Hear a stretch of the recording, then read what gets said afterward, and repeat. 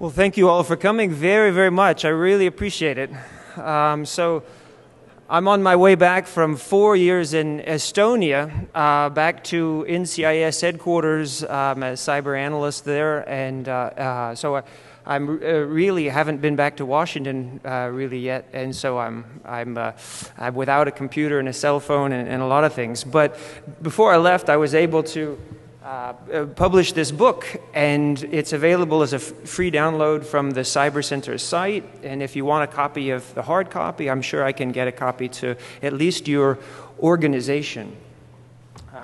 So today in Syria, right, if you're watching the news, there is literally a war going on between the government and the people. And, you know, the thing about cyber war being a lot of hype is true in many contexts, but I think that if you think about it from the perspective of so many people around the world, it literally is a matter of life and death every day. And so in Syria, even just in the New York Times, following the, just the headlines, you can see that when the activity started, basically the NGOs were trying to sneak in satellite phones. And then that was a victory, but then a week or two later, the government had figured out how to turn them off. And so, it's a game of cat and mouse, but really, this stuff shouldn't be taken lightly. I think it's quite serious, and for millions of people around the world, it is truly a life and death issue. And we're fortunate to be here at such an event where we can do all this stuff in front of the media. So there is also in Aspen, Colorado today, there is a group meeting called the Aspen Group. And these are people, Madeleine Albright, Colin Powell, kings and queens show up at this event as well, and they discuss national security issues. And they're meeting today. And I'll let you guess what the topic is at this year's meeting. It's not goat herding, it is cyber. And so I had a chance this week to look at their topics of discussion. And, as you can imagine, at this level, these are all academics and diplomats. And the theme was the Peace of Westphalia, right? I don't know how many historians we have here. I don't know a lot about the Peace of Westphalia. But, basically it was the first modern diplomatic conference that sort of ended the 30 and 80 years war. And it was sort of the foundation of one of the big pieces founding the modern nation state. And so, creating discrete blocks that were governed by governments. And so one of the papers they're going to discuss is a recently released paper from MIT, I guess it's Mallory, perhaps professor there, in which he talks about tagging packets on the internet according to their country of origin, cryptographically, so that you can more quickly tell which countries are responsible for bad behavior online. And I'm just passing this to you. This is today also what the senior foreign policy and national security thinkers in the country are discussing today. I'm going back to NCIS, and they asked me to say that we have at least 5 open cyber intelligence positions in Washington, D.C. So you can get in contact with me if you're interested in working in Washington. So a little bit about me. I was a signals intelligence guy since '93 for DoD. I did French and Russian language, and then I sort of switched over to cyber. And then went to NCIS and did a tour 4 years in Estonia at the NATO Cyber Center. And I strongly believe that that NATO and/or the EU will play a major role in future of cyberspace. And the reason is because it's a large group of affluent countries that have serious assets, serious expertise, and they're on the same political military agenda to a large degree. In fact, in Afghanistan, right, they have 50,000 soldiers that part of ISAF that are fighting a war.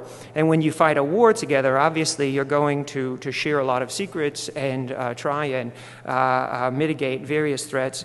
And I strongly believe that, well, because the cyber sort of security problem, at least from a national security perspective, is an international problem. I work for NCIS, and of course, every time you want to do investigation, the first thing you see are tons of foreign IP addresses, right? So then you're stuck with dealing with the law enforcement or counterintelligence organizations of another country, and before you can proceed, unless you want to take, measures that might be illegal yourself. So all conflicts today have some kind of a cyber dimension, and that's because we're all using the internet, whether you're sort of a student, a soldier, a spy, a diplomat, a politician, or a televangelist, right? You're using the internet, and so spies and soldiers are no different. In fact, they're ahead of the game. They've got more resources and more engineers and more kinds of attacks because they've got signals intelligence, they have human intelligence, and they've got this. There's a difference, the APT, the Advanced Persistent Threat, the difference between a lone hacker, even a hacker group, and the APT is that these are organizations that have a mission to attack you. So if somebody in that organization gets sick or goes on leave or retires or dies, somebody else sits in their seat, right? And they have, a bonus, they have retirement and all this, and that's what makes it the APT, right? There's not going to be a time that the intelligence service of country X is not targeting the intelligence service or the government of country Y. But nobody knows how big of a threat cyber war and cyber terror are. In fact, there's a lot of hype, and there's a lot of arcane tools and tactics that politicians don't understand, and they're speaking about without sort of connecting the tactics and strategy of cyber. But this talk is going to be about strategic solutions, and so I think it's cybersecurity has essentially evolved from a technical discipline to this big strategic concept that politicians can understand. And they, instead of managing 1, 10, or even 1,000 computers, have to think about millions of computers. There's about 400 million computers in the United States that are connected to the internet. And so it's a lot like alcoholism or the drug policy or education or something. You're trying to think about how to come up with national solutions to this, and so that's what we'll look at. These are a combination of different mixtures of technical, political, and military. But I'm trying to think, if you're sitting in the White House or you're sitting in the biggest office at the Pentagon with a window, how you're thinking about cybersecurity. And I think IPv6 is one of the possible solutions that you're looking at. I think basically updating military doctrine in accordance with the best of our understanding of military doctrine, i.e. Sun Tzu. You're trying to deter cyber attacks. You're trying to threaten either to deny someone the ability to attack you or to punish them for attacking you. And you're trying to articulate that to your adversary, which is deterrence. And then arms control. Is it possible to limit the spread of cyber weapons? And so these are 4 different strategies, and what I want to do in this research is just look at them individually and then try and prioritize them. If you had $100 to spend on these 4 strategies, how would you divide that money up? So the book basically has 5 parts, and it's in the beginning I talk about the history of computer security, and I start in 1837 when Charles Babbage at Cambridge University first designed the analytical engine that was never built because it was about 100 years ahead of its time. And so moving really past World War II, when you had examples of really powerful computers that demonstrated, the UNIVAC, basically saying with 1% of the, sample of the United States population, you could predict the winner. In fact, it did. So I talk about a little bit about my background as a cybersecurity analyst and the challenges there, and in particular some big events like in Estonia last year we did a 7-country, there was over 100 engineers involved, took us about a year, and I got to be the analyst to it. It was called Baltic Cyber Shield, and we did a terrorist scenario against power plants. And so we had 7 blue teams from Northern Europe, and then we had a red team of 20 hackers trying to basically turn off the lights.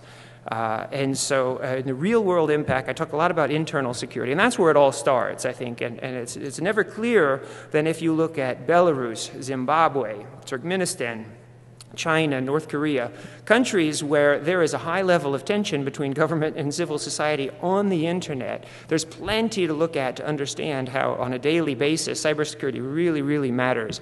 And governments, like in Belarus, for instance, every time there's an election, basically, the opposition supporters and the opposition parties can't speak to each other because they either turn off the internet or they make it so slow that your packets basically, it takes 5-10 minutes to load. So then I look at the strategies, technical, military, and political. And I use this thing that's developed in Switzerland called the Decision-Making Trial and Evaluation Laboratory. It's really, really simple mathematics. You just try and put things on the table and push them around and sort them until you see which are the most influential pieces on the table. And then that's where, in part, you could place your money. You want to see, if your goal is to get from here to there, which pieces are more influential or more dominant in the system than others. And in particular, Demittel calculates indirect influence. And they just does that through a simple matrix mathematical calculation. So if A affects B, but B affects C, well, how does A affect C? And that's what Demittel does very quickly for you. So IPv6 being a technical solution, art of war purely military, and then the other two are sort of hybrid, and I think this is interesting. Deterrence, I think, is military political, and arms control political technical, and this has implications, I think, which you'll see later in the presentation. Well, IPv6, right? So this is, after doing this research, I really think that it was never more clear to me that a technical problem needs a technical solution. It sounds intuitive, but if you have a cybersecurity problem, but then your first inclination is to sign a political agreement not to attack each other, it really doesn't get you very far, does it? Right? Because you're relying on the current events, you're relying on rationality and diplomacy, etc. So just this morning, actually, on the History Channel, as I woke up, they were talking about the sale of F-14s to Iran in the 70s, and this was a big deal because these were the most advanced fancy planes in existence, and we decided to sell I think 79 of them to Iran, and then they had a revolution, right?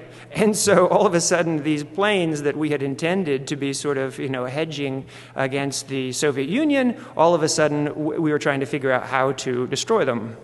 So with IPv6, I think the beauty of it is that it's a technical solution, or it's a proposed solution to a technical problem. And what's the problem? Okay, with IPv4, it was chosen because it was simple and easy to manage. It didn't have the fancy attributes of some of its rivals. IP1 because it was simple and easy to manage. Well, IPv4, okay, is great, but it has flaws. Nothing is perfect. Neither is IPv6, by the way. But with IPv6, one of the things you have is you have defined within the protocol IPsec. So you have to a greater degree, with native abilities, you can authenticate and encrypt. And that's why the Pentagon and China, are very interested in IPv6. Now, from the Pentagon's perspective, when you launch a satellite into outer space, you have to think at least 8 years in advance, right? And so these have all been IPv6 capable for a long time. And but basically, from the American perspective, to quote one of our generals, he said, in the future with IPv6, anything with an electron will have an address, right? And the thing about IPv6 is, so you always see, I just saw yesterday in the news, it was saying it has a lot more addresses than IPv4. That's not even close to the truth. If each one of us on planet Earth could have our own personal collection of 50 octillion addresses with IPv6. So it's essentially limitless. We can't even, our little minds now can't even imagine what to do with all those addresses. And so China, if you look at China, they're looking at basically The Internet Society spokeswoman there has said that the future of the Chinese Internet is no anonymity. Currently, China just has one IPv4 address for every 4 of its citizens, but obviously they have made enormous efforts with IPv6 and have been building their intellectual property base here. All of the 2008 Olympics, from soup to nuts, so start to finish, it was entirely an IPv6 operation. I do believe that it's a game changer. It's not a silver bullet, and it's not going to solve. There's still software vulnerabilities, user vulnerabilities, and one of the big problems with IPv6 is this long transition phase in which hackers are going to have a greater attack surface because they're going to be able to hit, more network interface cards per host and more code stacks per NIC, et cetera, right? And so it's going to be a real challenge for system administrators to manage all this, and this auto configuration. And then one of the big problems I see is that there's a lot of operating systems and applications that are IPv6 aware, but then but vice versa, the cyber defense side, something like Snort out of the box today is not IPv6 aware. You have to turn it on, right? This should be an enormous blind spot today in global traffic analysis. Art of War. So Art of War, I'm sure you've read it or heard about it. If you haven't, it's well worth a read. But basically, everyone is using Art of War around the world, to find a date, to be successful in business, to win in sports. And it's concise, it's easy to read, and it's very compelling. And so that's one reason it's lasted for so long. Considering it just, say, the ideal military doctrine, you really can't read a modern, military treatise without, 10, 20 quotes of the Art of War.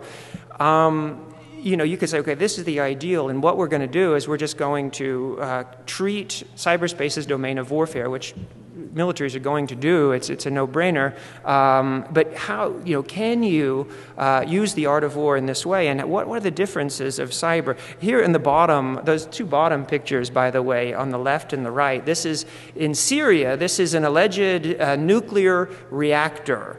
And if you've seen in the news lately, the IAEA in Vienna is still very upset about this and is trying to get Syria to open to inspectors, and they won't do it. But this is the nuclear reactor before and after an attack that was almost certainly the Israeli Air Force that demolished it. But the key piece here is that it's been widely speculated that a cyber attack essentially turned off the Syrian air defense prior to the jets crossing the border. Right? And so this age-old question now of whether an electronic Pearl Harbor or a digital Pearl Harbor is even theoretically possible has probably been solved long ago, only we didn't hear it, we didn't see it, because as I saw in the news today, one of the speakers said that in Starbucks, no one can hear a laptop scream. Right? So that's pretty clever. But in my paper, or in the book, I talk at least about 10, these were maybe the top 6, aspects of cyber warfare that really, as I think of Sun Tzu and read through the text, I can't imagine that Sun Tzu wouldn't be quite surprised at these differences between the era when our generals grew up and today, how different things are.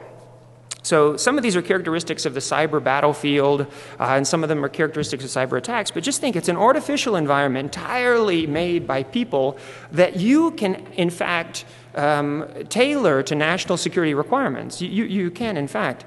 If you don't like it, you can change it. The geography, if you're planning an attack on your adversary, and you've been spending months getting ready for the attack, what if they unplug from the net for routine maintenance, the day of your planned attack. So the only equivalent would be an earthquake or a snowstorm in the real world. Physical proximity everyone is a neighbor in cyberspace, right? And so, the beauty, if I'm an American hacker and I want to hit an American bank, well, I just route my attack through Africa, Asia, and Europe, and then I hit the American bank, right? And it might be down the street from me, but my attack has traveled through countries with which my government probably has poor law enforcement or counterintelligence cooperation, and so it's going to be difficult to find me.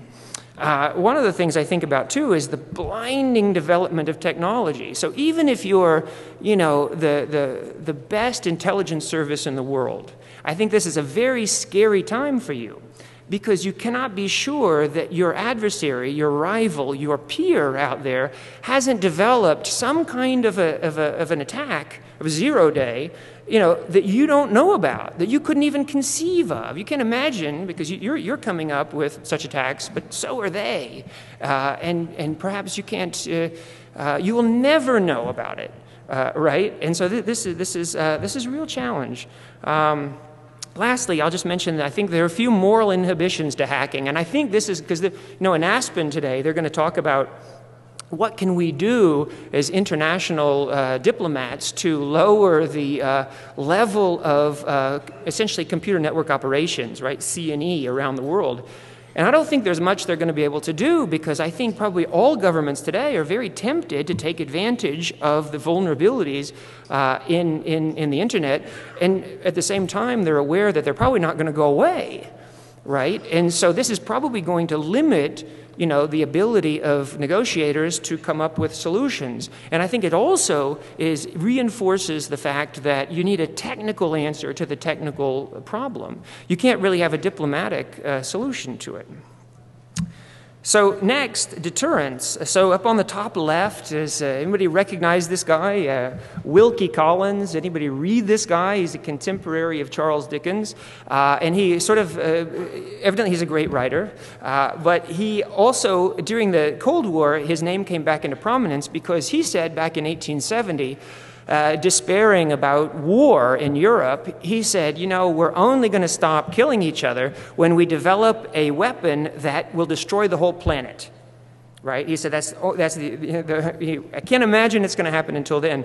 And so, in fact, mutually assured destruction during the Cold War was, in fact, that.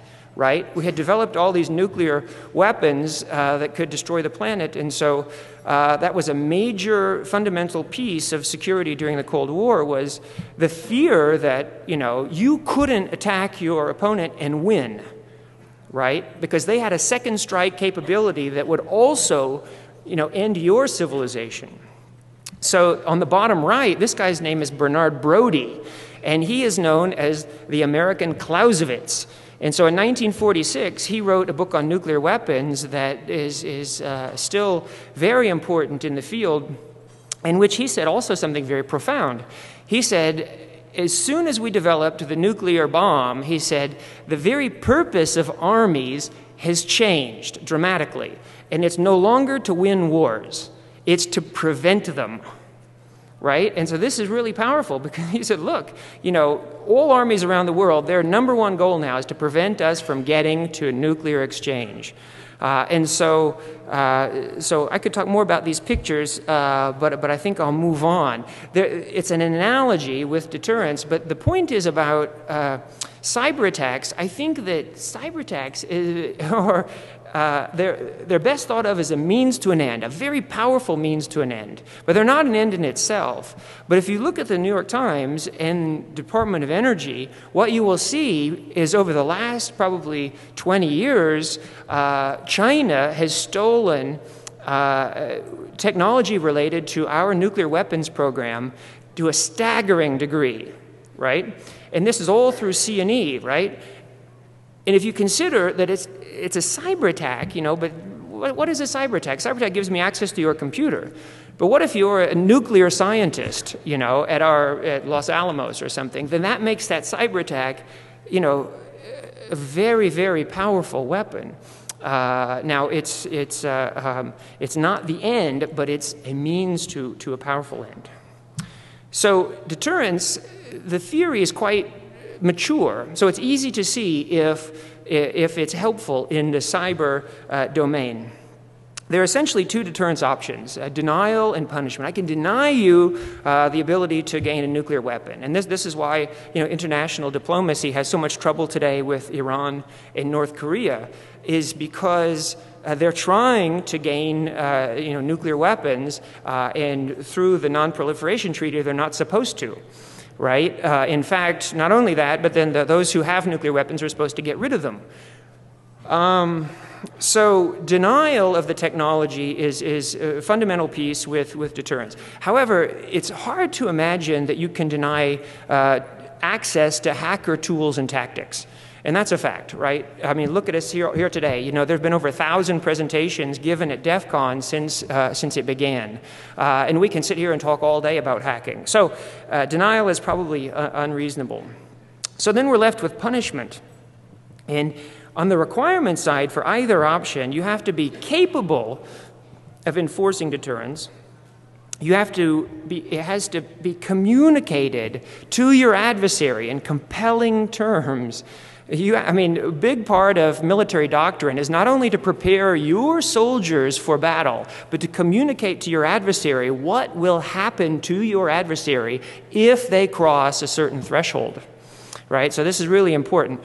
So with hacking, not only do you have to be capable of attacking back, but you have to communicate that, which we're trying to do. You've seen the Pentagon saying, we might, in response to a cyber attack, drop a bomb down your smokestack. And I think the Stratcom commander said, retaliation for a cyber attack will not necessarily be limited to cyberspace. So they're communicating. They're trying to communicate. But the fact is I think two key aspects of cyber attacks make deterrence unlikely, and that's attribution and asymmetry. Right? So those need no, I think, definition for you. But basically, if you're trying to punish an attacker and you don't know who they are, that sort of negates the capability to respond, right? That's the attribution problem. And the asymmetry problem, when with Mafia Boy, you can, at 15 years old, shut off, many of the most prominent companies on the internet and then head off for school. That's an example of asymmetry, and there's countless examples of asymmetry. And just think of the perspective of a student. And if you're a student, instead of the older people in the room, when we were students, we used to have to go to the library at night and page through books. What are books, right? And but today, if you're a student and you think, I want to write about this particular topic, you log into an academic database, and then you go into Thomson Reuters or something, and you sort a search on your topic just by citation count. And in minutes, maybe 2-3 minutes, you've got a list of the top 20 articles ever written on the topic you want to write about. And you can print them off or save them to your desktop. Is a big difference. So attribution and asymmetry, I think, really chip away at capability and credibility. So lastly, we have arms control. So arms control, I'm involved from the Cyber Center. I've gotten into a joint Russian-Chinese group that meets twice a year, and we discuss the current state of diplomacy relative to cybersecurity. So it's been a lot of fun. We meet in the spring in Garmisch and in the fall in Moscow. And the Russians in particular have suggested that the Chemical Weapons Convention be a model for a cyber weapons convention. So then at one of their big conferences, basically, that we've had, I wrote a paper on it and presented it, and I had it published in the Computer Law and Security Review as well. And basically, I thought it was quite fascinating, because, the idea that you can define a cyber weapon and then prohibit a cyber weapon and then inspect for a cyber weapon. This is really key, because these are fundamental aspects of arms control, which is sort of coming to an agreement and saying, I'm not going to buy this weapon, I'm not going to use this weapon. In fact, the weapons I have, I will destroy. So, I don't want to go into all these, but, a thumb drive today, this is, the 256 gigabyte thumb drive, which a few months ago was about $700. Over 2 trillion bits of data on that thumb drive, and you can see one of the inspection vehicles at the top right. Bringing these two things together is really going to be a challenge, right? How do you inspect cyberspace? And so Again, with arms control, this is a fairly mature and well-defined domain. And so what I did was I looked at the Chemical Weapons Convention, and I came up with these 5 principles, and I think easy to apply, or political will. You can find no end of political leaders saying that, you know, this is a threat to the world and we have to address it. A really funny story, if you missed it a few years ago, was that Angela Merkel from China, from Germany, whenever she was going to visit China, Spiegel magazine, right before she left on a major diplomatic or head of state visit, ran this expose on the fact that her ministry and many other German ministries had been, in fact, infiltrated by Chinese cyber spies. And so that became the story of the day. Instead of, you know, regular diplomacy, it was all about cyber attacks.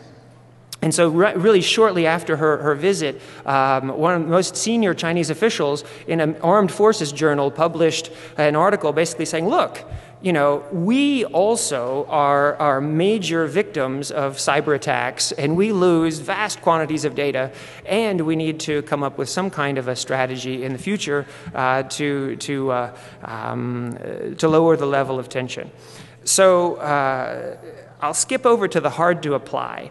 Basically, I think prohibition and inspection, and these are 2 fundamental aspects of arms control, very difficult to imagine in cyberspace, because how do you define a cyber weapon? It's very, very difficult because, you know, the imagination of a hacker is big, right? And so, in fact, hackers are quite adept at guessing passwords, using default configurations to break into a system, et cetera, et cetera. And there might not be any hacking at all. There might be anything that looks like a cyber weapon. And so it's very hard to define. Even last year in the month of May, Kaspersky Lab had over 40,000 unique specimens of malware. And there were so many of them that they couldn't really categorize them. So they said, you know, among these 40,000, these are suspicious, potentially unwanted, advertising, unknown, et cetera, et cetera, et cetera. And so, you know, you don't know what this thing does, right? I mean, this program, I mean, it's too hard to know for sure. And so you have to sandbox them. You have to figure out, if you can't quite figure out, you know, you can't quite understand what all these things do, you have to try and figure out how to come up with a strategy for malware as opposed to being sure that you know what each individual program does. And inspection. So who is going to begin to inspect cyberspace is a good question, but don't put it past the politicians, though, to try to come up with some solution for this, right? You know, I think there are plenty of borders. We talk about the borderless internet, but I think, in fact, that's quite wrong. I think there are plenty of borders in cyberspace.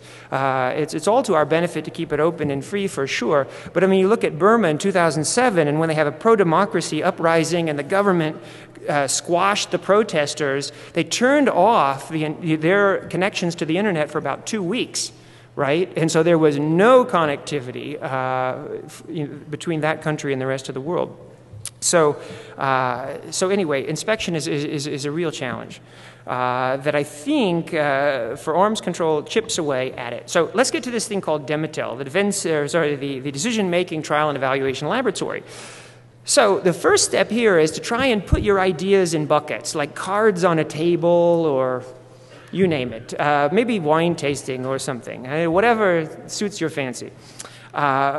The 10 boxes on the left, I presented at Black Hat in 2008, a paper called Cyberspace and the Changing Nature of Warfare. And I looked at those 10 issues. And essentially those are threats, you know, traditional threats to national security. And then I looked at the cyber attack advantages. You know, what is it about a cyber-enabled attack that is different? You know, how is national security different than it used to be? You know, and a national security threat hasn't changed, but essentially the internet has provided a means to either amplify the threat or to make it more specific, to make it quicker. However, I mean, but again, there's all kinds of ways you can look at it. I mean, like an example like WikiLeaks, you're taking like one maybe point of information, maybe a classified database, and you're broadcasting it to the world, right? That's an example of, you know, this. But if you're looking at Stuxnet, You know, that's taking advantage of the connected nature of everything today to dive in on a particular point, right? So they're really two different examples, I think, but both of them illustrate the amazing change in terms of national security that has taken place. So then look at the CIA in the middle and a couple of targets. But then on the right, that's what I've spent the last couple of years doing, is publishing on these four things, particularly you know, deterrence and arms control, art of war, and IPv6, and basically on, you know, trying to think of them as a national strategy with which to mitigate the threat, right? In Europe, this was funny, mitigate, everyone got so excited. I mean, you probably know what that word means, but that was really a new term to all the Europeans that I tried to present this material to, and they're all writing it down and looking it up online. So this slide is a blow-up from the book. It's not quite that clear, but essentially you've got this national security threats and the targets, and then you've got those advantages matched with, say, the traditional attack categories brought together to amplify or make more specific or make easier recon, you name it, lose physical distance between adversaries.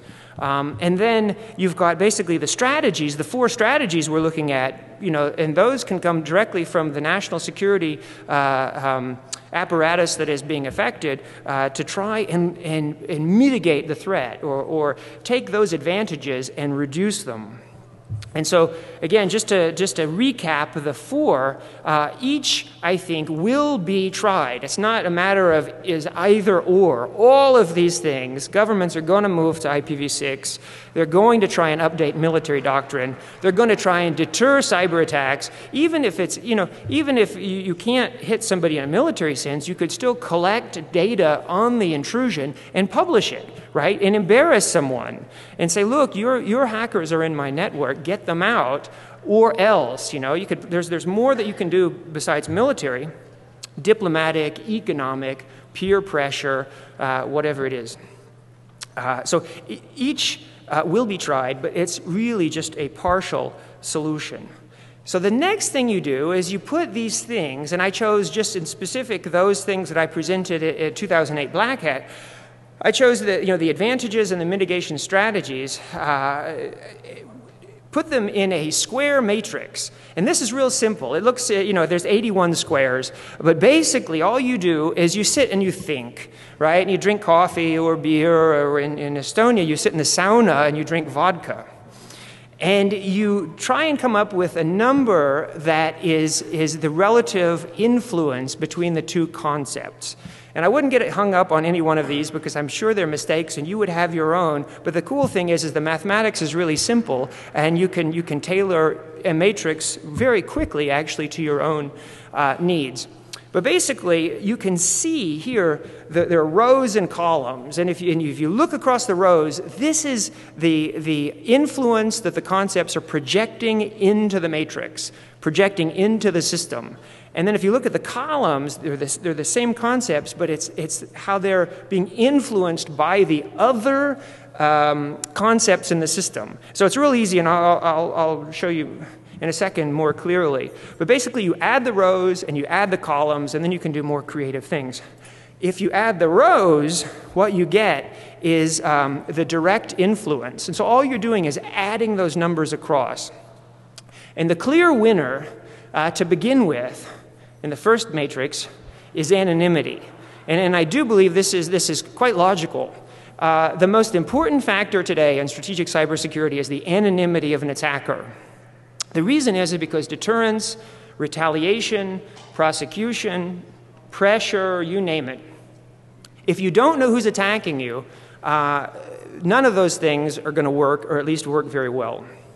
The second thing is the myriad IT vulnerabilities that they have that they can attack, right? So there's about 100 additions to CVE every month, right? And so that provides an enormous amount of room of attack space, and there are 0 days. And if you're talking about a military or an intelligence organization, they have signals intelligence, they have human intelligence. If they want your password, they're probably going to listen to your phone call, right? And they're going to get it out of some out-of-bounds channel. And so what does that do? I mean, that's sort of a nation-state threat, again, that really separates nation-state from any other organization, is just the engineering resources, the money, and the time horizon and the mission that they have.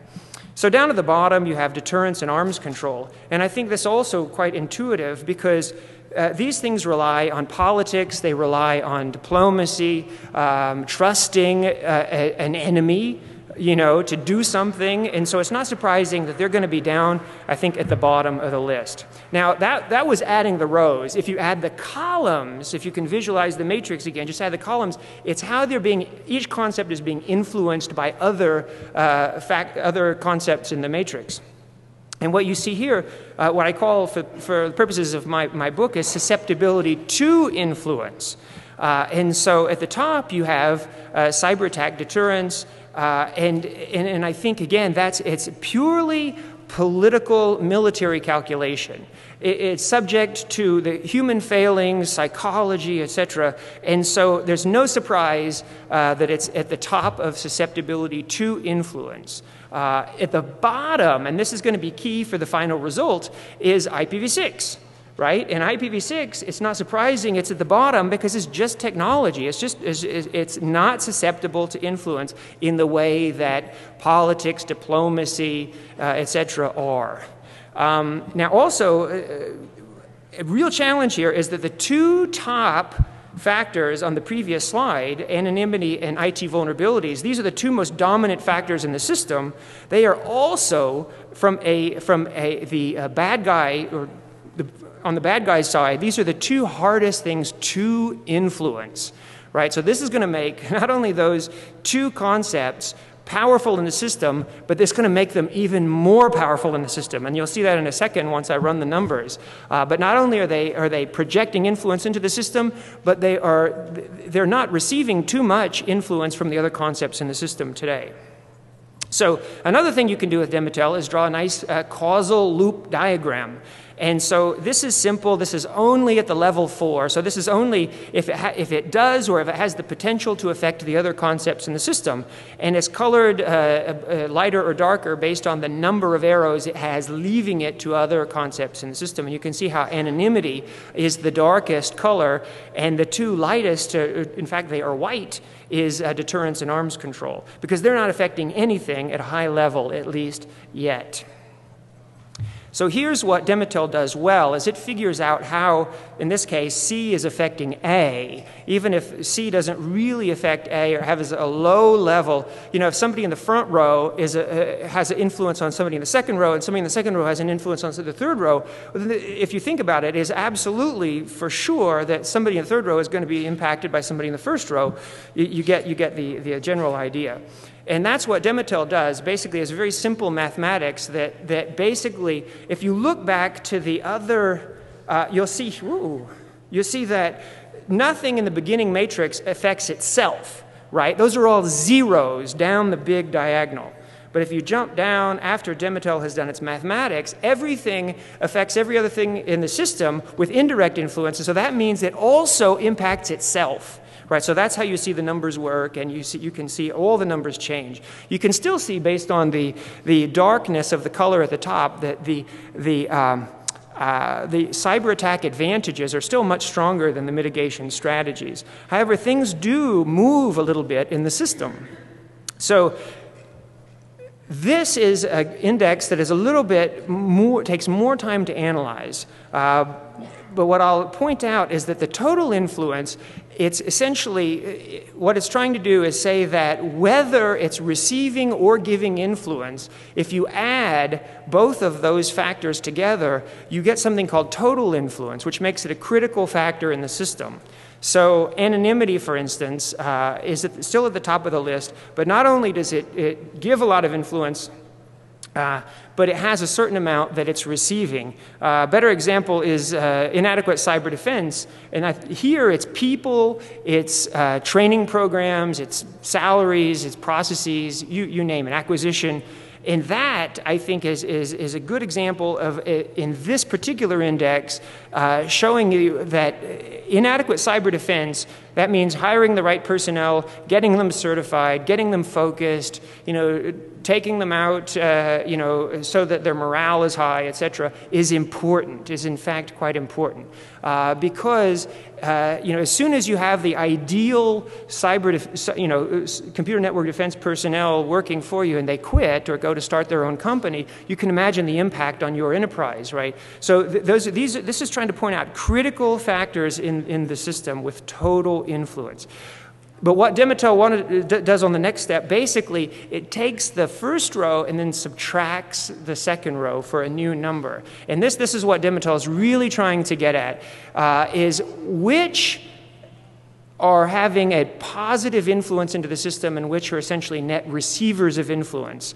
And you can see that anonymity and IT vulnerabilities, those are the clear winners after Demittel has finished its mathematics. And the two losers are arms control and deterrence. So everything else is kind of in the middle, but at least based on my writing and this Demittel analysis, the two top factors in cybersecurity pushing influence into the system, the dominant players, are anonymity and IT vulnerabilities. And the two weakest are arms control and deterrence, because they are just ideas that we're only beginning to articulate now. However, the winner in my research is, you probably already noticed, is IPv6. And you can see that after the Demittel calculations, basically it jumps ahead of some other factors in the system, including 3 of the cyber attack advantages. And so for me, you have to interpret all these results, My interpretation is that the susceptibility to influence index, basically, one way you can look at that is reliability, right? If a table is relatively secure from influence because there's not that much you can do with it, unlike, say, a person, it has a higher reliability score. And so IPv6 has a fairly high reliability score because it's pure technology. It's something that you can count. It's like for scientists, it's something that you can calculate. It's something that you can configure. And so in this case, you see that anonymity is the dominant player in the system, I believe, in strategic cybersecurity today. Because if you can name your attacker, essentially you can deter, you can prosecute, you can retaliate, capture, kill, right, your adversary. And the only factor that is potentially affecting anonymity at a high level is changing the technology, right, is IPv6 in this research, is because, I believe that in the future also, if you think about it, the level of encryption on the internet is rising every day. And then with IPv6, you have auto configuration. You're going to have mobile devices coming in and out of your network. I think that in the future, as scary as it sounds, whitelisting is going to be much more a part of our lives, not just blacklisting, trying to stop bad IPs from hitting you. If everything is encrypted, you are going to more than ever want to know who you're communicating with and who the people in your organization are communicating with. And so how are you going to do that? You're going to try and authenticate them, right? You're going to authenticate them with IPsec, DNSSEC, telephone, biometrics, however you're going to do it, but you're going to want to be sure who you're communicating with because everything is going to be encrypted, right? And so that's why you need to affect anonymity. Not only do we need to affect it today, but as everything gets encrypted, it's only going to be more pressing, the concern. And so the one factor in my research that I think with a high level of reliability can affect anonymity is a technological solution, not a political solution or a diplomatic solution. So here, these are the cyber attack advantages. They don't change. but the mitigation strategies after the calculation of indirect influence do. The winners were IPv6, and then arms control passes deterrence. Deterrence was essentially what? It was military political, but arms control was political technical, right? Even though it seems very challenging to try and figure out how to inspect malware or to prohibit malware, at least it gives you something to work with, right? And it gives you, hopefully, something that computer scientists can work on. And so, in conclusion, I would say from the tech, military, political, technical, military, political, if you only have $100 to spend, I would suggest that you focused first on fixing a technical problem with a technical solution, and then updating your military doctrine, and only lastly, trying to sign some sort of international diplomatic political agreement. And I'm by nature quite an optimist. So that's against my better judgment. These are the publications that went into the book. Again, it's a free download, so the price is right. And feel free to email me or call if you have any questions, or if you'd like a hard copy for your organization. So many thanks for your time, and all the best.